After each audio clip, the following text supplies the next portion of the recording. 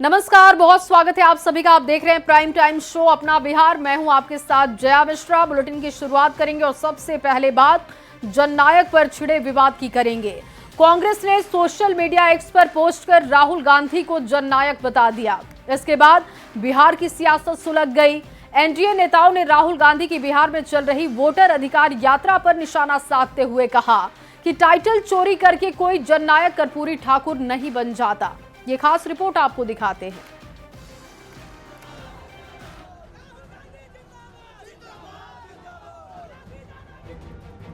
बिहार ही नहीं बल्कि पूरे देश में जननायक की उपाधि सिर्फ एक नेता को है और वो हैं बिहार के पूर्व मुख्यमंत्री भारत रत्न कर्पूरी ठाकुर। लेकिन बिहार में चल रहे राहुल गांधी की वोटर अधिकार रैली के दौरान जब कांग्रेस ने सोशल मीडिया पर पोस्ट के जरिए राहुल गांधी को जननायक बताया तो बिहार में सियासी बवाल मच गया। आगे जननायक लिखते और पीछे में गांधी लिख लेते, लिखने से काम चलेगा क्या?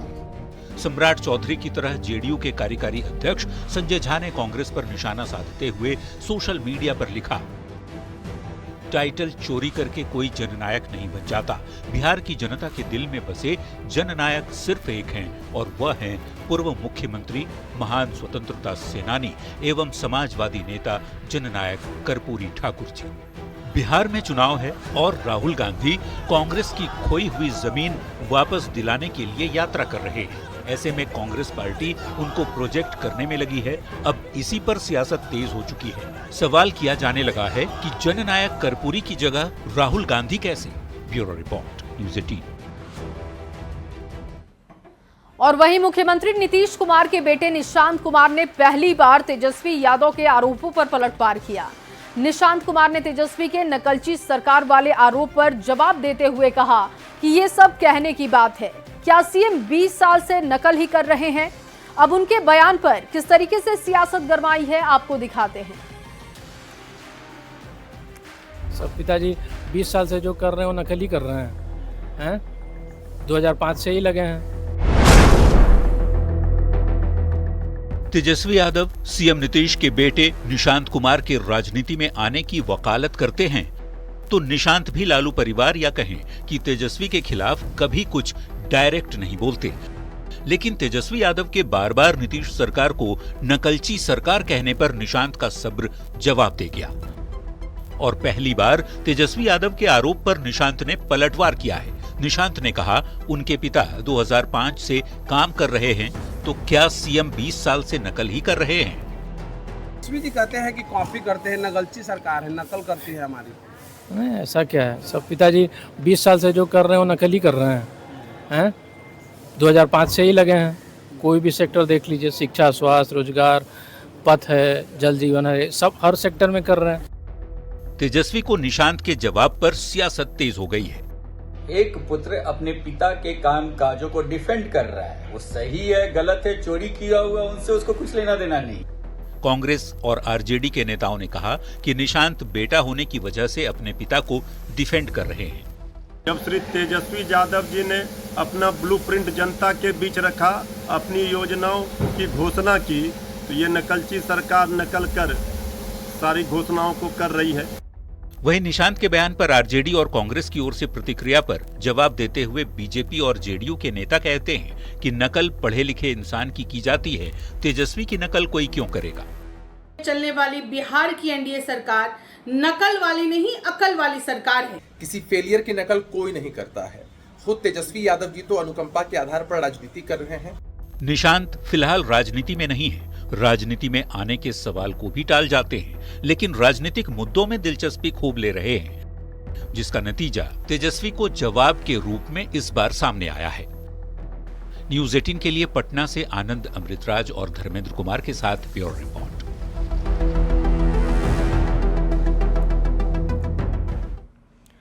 और अब आपको एक ऐसी तस्वीर दिखाते हैं जिसे देखकर आप हैरान हो जाएंगे। बिहार में शराब के शौकीन लोग कितने प्यासे हैं, इस तस्वीर से आप इसका सहज अंदाजा लगा सकते हैं। ये रिपोर्ट देखिए।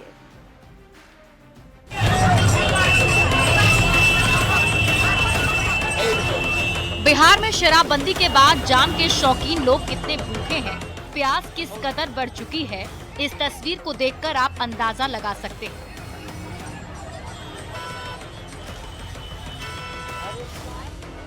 मुंगेर में एक कार से शराब लूटने की होड़ मच गई।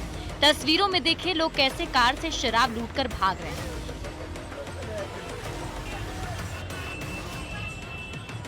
दरअसल तारापुर थाना क्षेत्र के बिहमा गांव में लोगों को एक कार में रखे शराब के कार्टन दिखे, जिसके बाद बड़ी संख्या में लोगों ने गाड़ी का शीशा तोड़कर शराब लूटनी शुरू कर दी।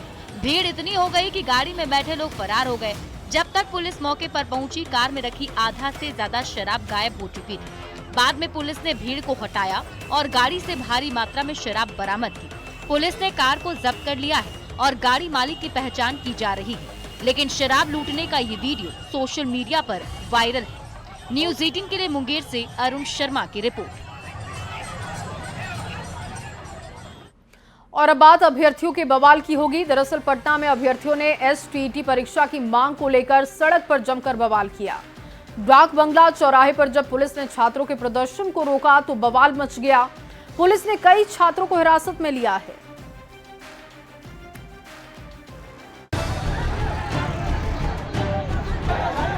हंगामा और बवाल की ये तस्वीरें हैं पटना की, जहां सड़क पर संग्राम छिड़ा है।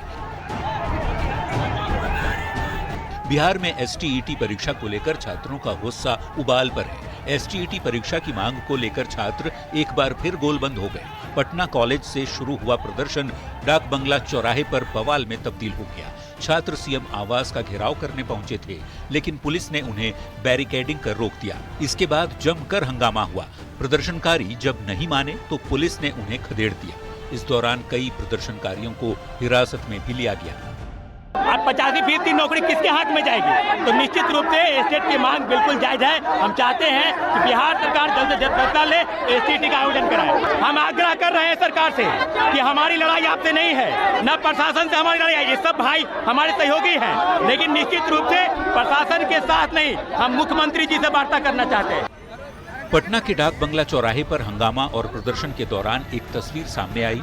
एक अभ्यर्थी प्रदर्शन के दौरान मजिस्ट्रेट का पैर पकड़कर रोने लगा। शिक्षक अभ्यर्थी ने मजिस्ट्रेट से गुहार लगाई कि उसे मुख्यमंत्री नीतीश कुमार से मिलवा दिया जाए। वो बार बार गुजारिश करता रहा, लेकिन मजिस्ट्रेट ने कहा यह संभव नहीं। हंगामा और बवाल और गुजारिश के बाद पुलिस ने छात्रों को जबरन हटा दिया। डाक बंगला चौराहे को खाली करा दिया गया। चुनाव से पहले छात्रों का आंदोलन सड़क पर दिख रहा है। एसटीईटी परीक्षा की मांग को लेकर छात्र गोलबंद दिख रहे हैं। पिछले आंदोलन में सरकार के प्रतिनिधियों से छात्र नेताओं की वार्ता हुई थी। बावजूद इसके कोई नतीजा नहीं निकलने पर अभ्यर्थियों में आक्रोश बढ़ता जा रहा है। न्यूज़ 18 के लिए पटना से संवाददाता संजय कुमार की रिपोर्ट।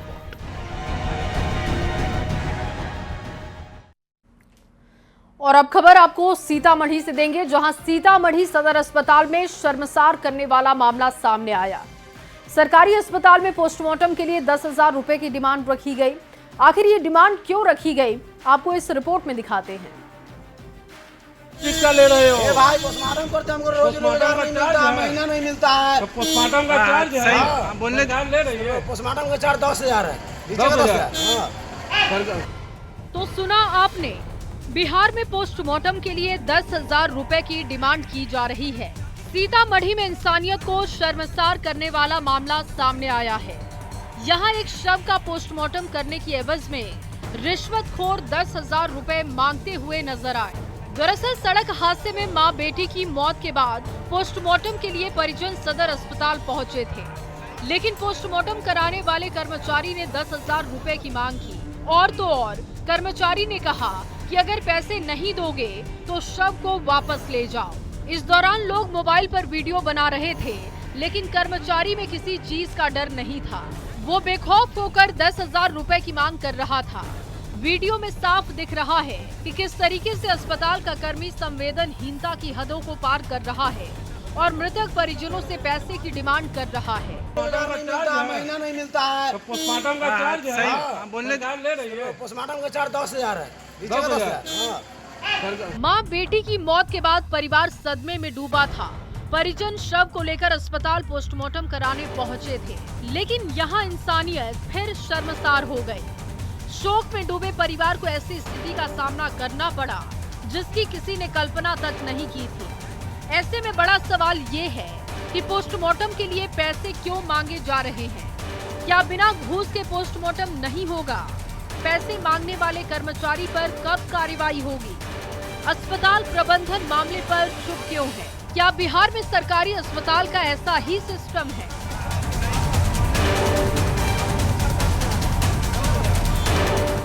न्यूज़ 18 के लिए सीतामढ़ी से राकेश कुमार की रिपोर्ट।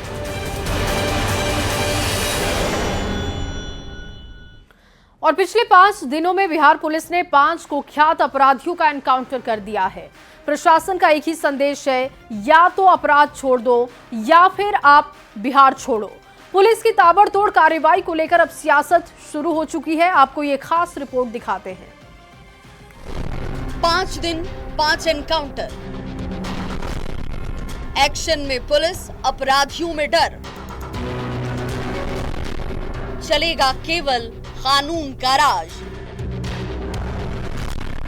एक एक अपराधी होगा साफ।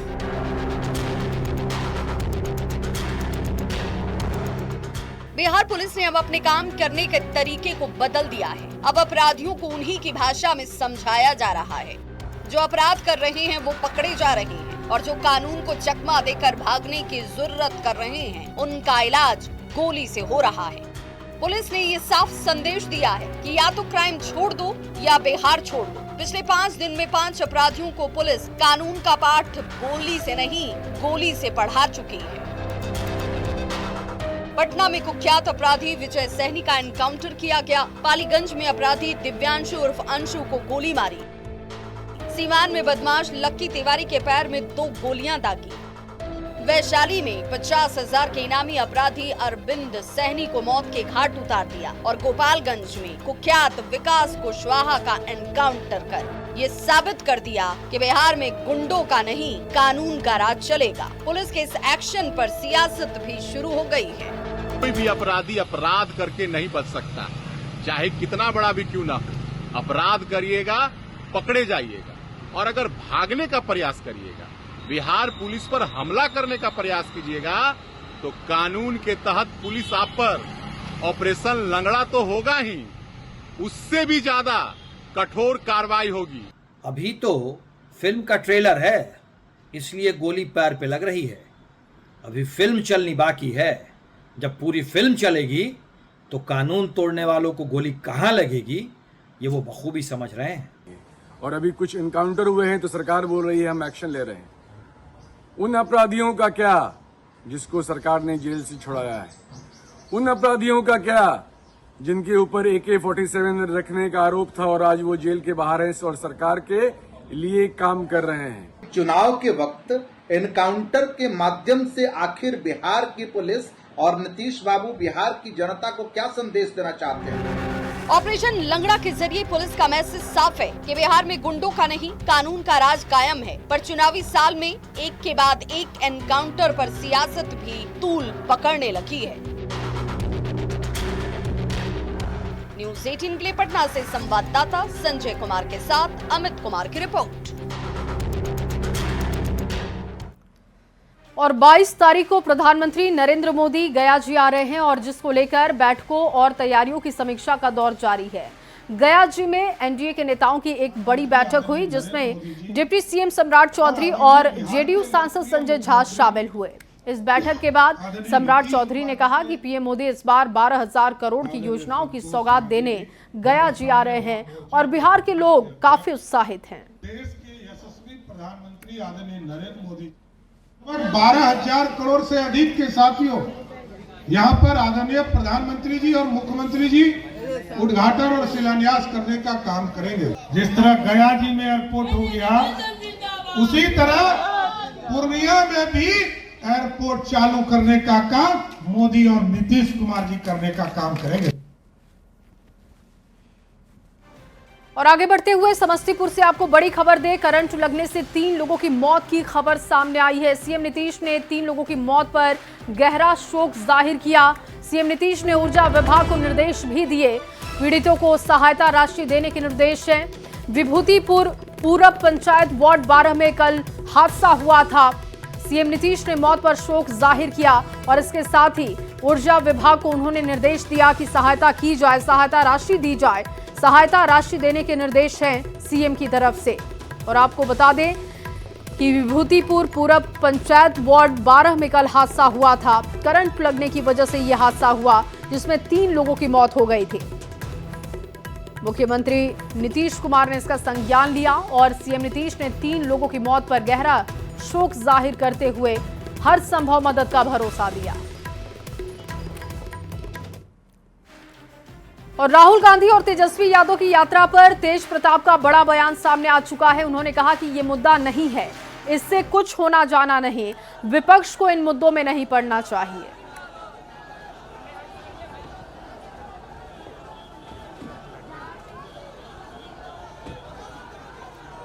और बिहार में राहुल गांधी की वोटर अधिकार यात्रा का आज दूसरा दिन है और राहुल तेजस्वी का कारवा आज औरंगाबाद और गया जी में रहेगा। आज सुबह राहुल गांधी और तेजस्वी यादव ने देव स्थित प्रसिद्ध सूर्य मंदिर में पूजा अर्चना की। इसके बाद राहुल और तेजस्वी का कारवा आगे बढ़ रहा है।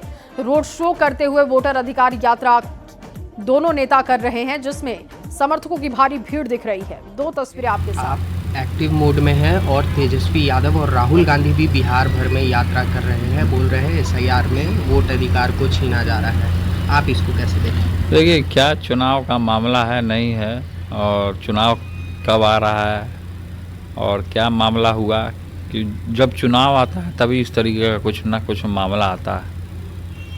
तो क्या हुआ है नहीं हुआ है तो इलेक्शन कमीशन बताएगा कि क्या मामला है नहीं मामला है। देखिए, इलेक्शन कमीशन तो है कि चुनाव कराने के लिए, और इन लोग का मामला है कौन किसका वोटर लिस्ट से क्या हुआ, नाम हटा नहीं हटा,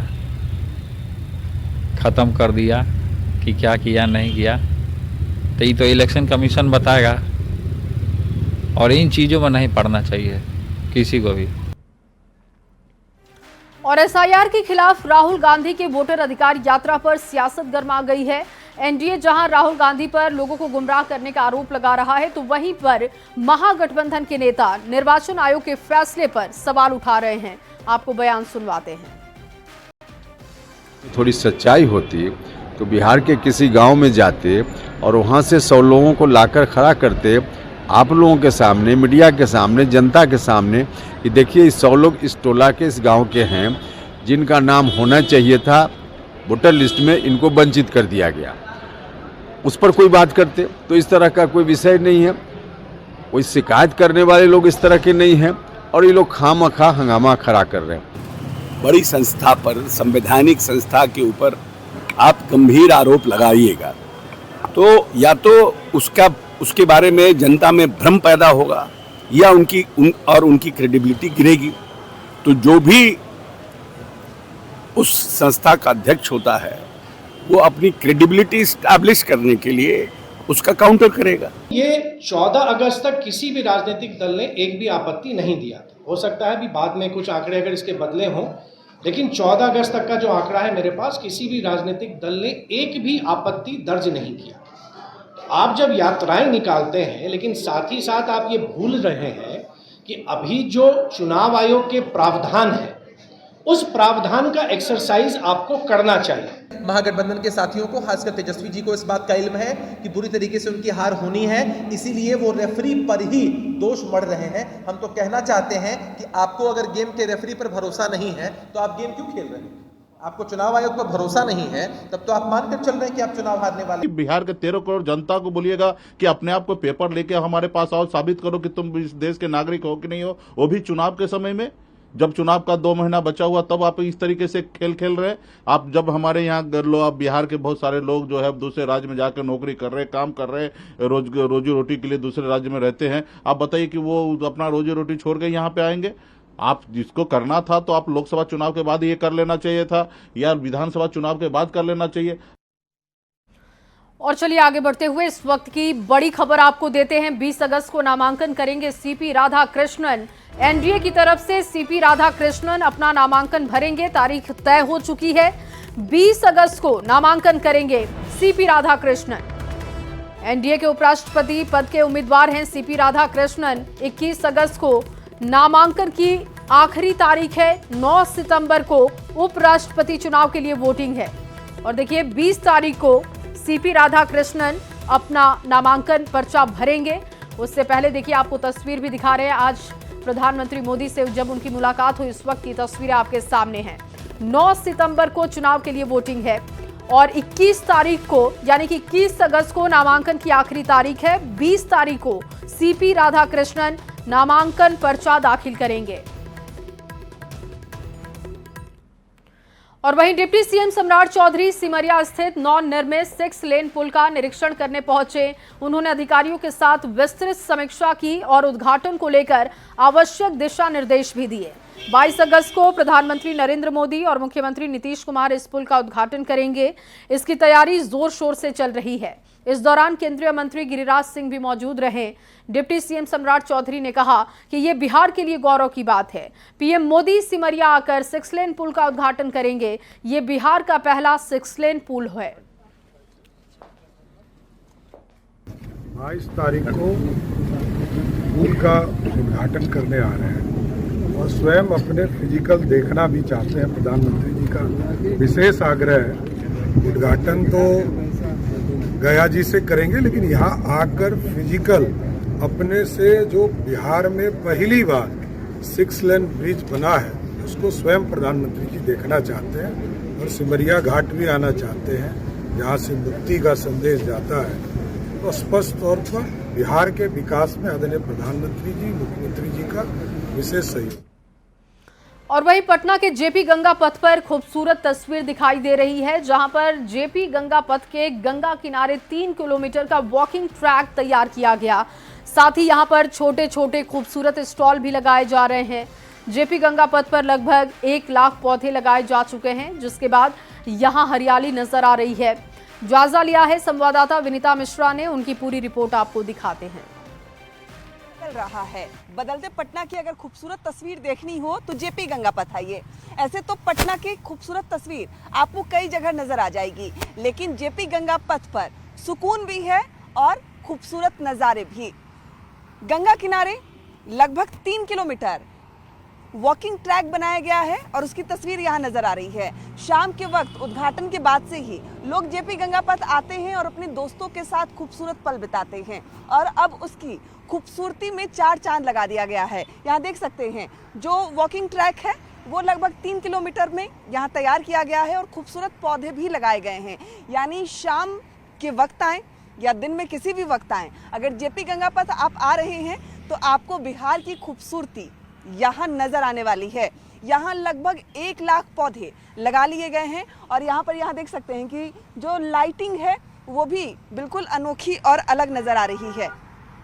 इसके साथ ही साथ शाम के वक्त में यहाँ गंगा किनारे सुकून से बैठने के लिए कई इस तरीके से जो टेबल हैं वो भी पत्थर के बनाए गए हैं। यानी आप यहाँ अपने दोस्तों के साथ बैठ सकते हैं, चाय का आनंद भी ले सकते हैं। साथ ही साथ अगर आप चलना चाहते हैं तो यहाँ देखिए पूरा जो वॉकिंग ट्रैक है वो यहाँ बनाया गया है, तैयार किया गया है। और इसके साथ ही साथ जो खूबसूरत पौधे हैं उसकी भी अगर तस्वीर हम आपको दिखा रहे हैं तो ये देखिए जो खूबसूरत पौधे हैं वो भी लगाए गए हैं। लगभग 150 जगहों पर प्लांटर बेड भी तैयार किए जा रहे हैं और इसमें 48 करोड़ रुपए खर्च किए गए हैं। जेपी गंगा पथ को विकसित लगातार किया जा रहा है। पटना स्मार्ट सिटी प्रोजेक्ट के तहत इस पर काम किया जा रहा है और नगर निगम की तरफ से कई सारे ऐसे दुकान भी यहाँ तैयार किए गए हैं।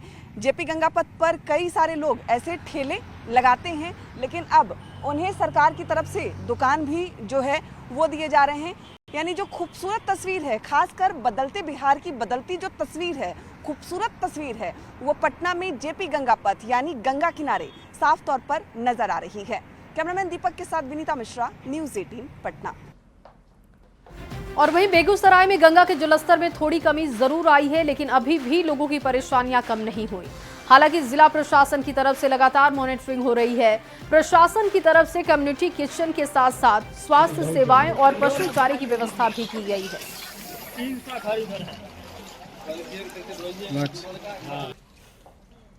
बाढ़ बेगूसराय के लिए आम समस्या है और निश्चित रूप से बाढ़ आने के बाद लाखों करोड़ों की क्षति भी होती है। अभी हम खड़े हैं सामहो प्रखंड के बिजुलिया के समीप, जहां हम दिखाने की कोशिश कर रहे हैं कि किसानों की मेहनत किस तरह गंगा में विलीन हो गए। आप देख सकते हैं यहाँ भारी मात्रा में फसल लगाए गए थे, पशुओं के लिए चारे का जो फसल होता है वो लगाए गए थे, लेकिन गंगा के जलस्तर में तेजी से वृद्धि के बाद एकाएक किसानों को भारी नुकसान का सामना करना पड़ा। कई फसलें थी, मक्के की फसल थी, जनेर की फसल थी, बाजरे की फसल थी, जो गंगा में विलीन हो गई। अब किसानों के समीप यह समस्या खड़ी हो गई है कि आखिर वह पशुओं के चारा का किस तरह इंतजाम करें। हालांकि प्रशासन की ओर से भी व्यवस्था की जा रही है, यहाँ के कुछ स्थानीय भी हैं, उनसे भी हम जानते हैं।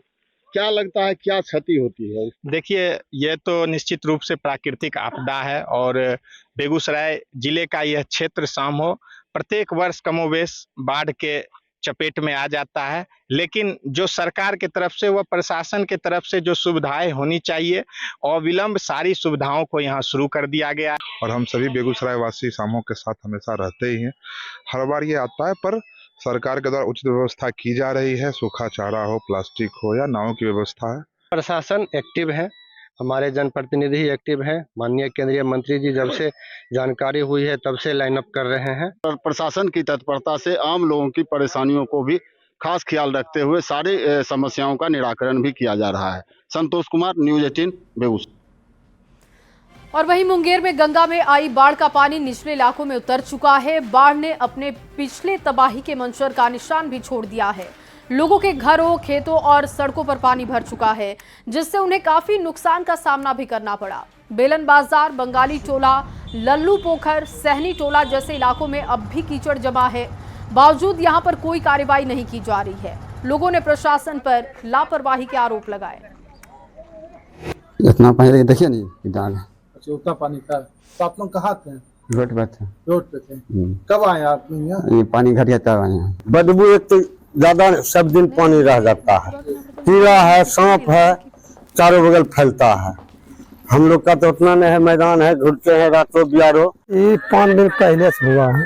तो जब पानी निकलने लगा तो क्या क्या दिक्कत हुआ? मतलब क्या दिक्कत? ये हेल के आदमी आते जाते थार। जब बांध है ना, पानी इधर आ जाता है, हम चाहते हैं कि रोकवा दीजिए पानी। अच्छा, जब पानी यहाँ से निकल गया तो कोई ब्लीचिंग छिटने? नाला का पानी आता है ना, तुरंत आ जाता है भाई। अच्छा, वो हर साल जो है पानी के हमको झेलना पड़ता है। अच्छा, एक महीना जो है ना, अभी जो पानी निकल गया है, कोई दवाई ववाई छिटने आया है? कोई कहाँ, कोई कुछ नहीं आया देखने के लिए, नहीं करने के लिए। और हम लोग को जो है ना कुछ देवो नहीं करता है। और फिलहाल इस बुलेटिन में बस इतना ही। आगे जोहार झारखंड देखिए मेरी सहयोगी शिप्रा झा के साथ।